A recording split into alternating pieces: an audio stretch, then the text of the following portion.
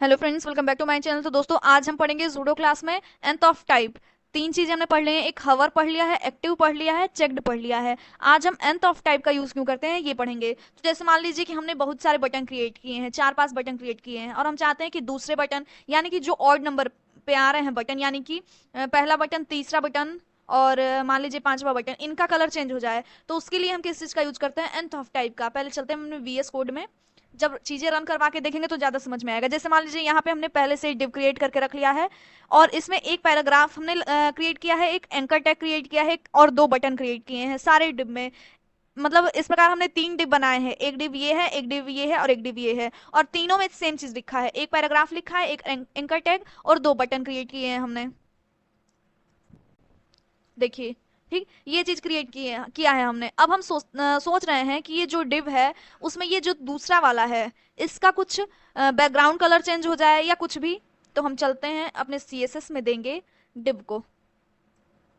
यहाँ पे हम लिख देंगे डिव कॉलन, यहाँ पे लिखेंगे nth ऑफ टाइप, और इसमें हमको वैल्यू लिखना पड़ेगा। एक मिनट, अभी नहीं लिखते हैं।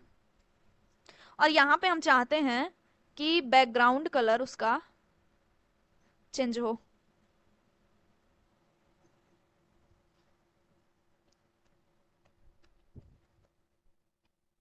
बैकग्राउंड कलर हो जाए रेड।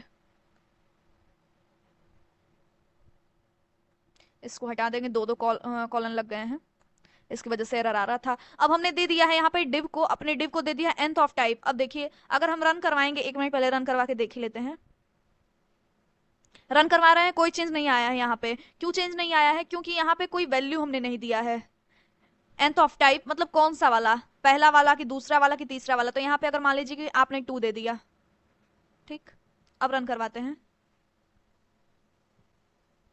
तो देखिए, ये जो दूसरा वाला डिव है, यानी कि तीनों डिव ही है, लेकिन हमने किसको दिया है? प्रॉपर्टी दूसरे वाले को दिया है। इसलिए क्या हो रहा है, ये दूसरे वाले का कलर रेड हो गया। अब मान लीजिए कि दूसरा ना करके आप तीसरा कर दें, यहाँ पे 3। तो अब तीसरे वाले, और ये रेड ज्यादा अच्छा नहीं लग रहा है, यहाँ पे हम एक्वा कर लेते हैं, और उसके बाद रन करवाते हैं।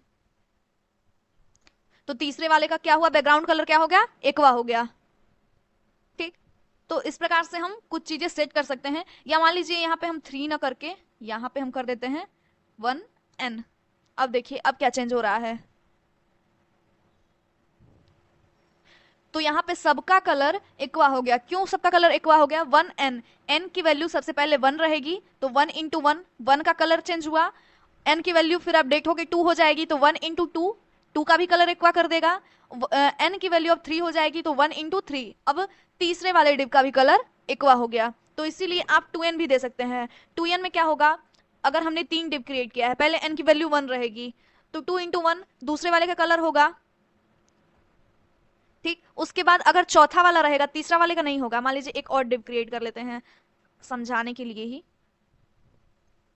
यहां से हमने किया कॉपी, और यहां पे कर दिया पेस्ट, ठीक।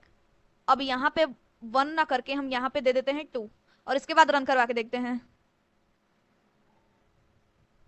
तो देखिए, क्यों दूसरे और चौथे का ही कलर चेंज हुआ है? क्योंकि 2n, यानी कि n की वैल्यू पहले 1 है, तो 2 इंटू 1 2, तो दूसरे वाले डिव का कलर चेंज किया।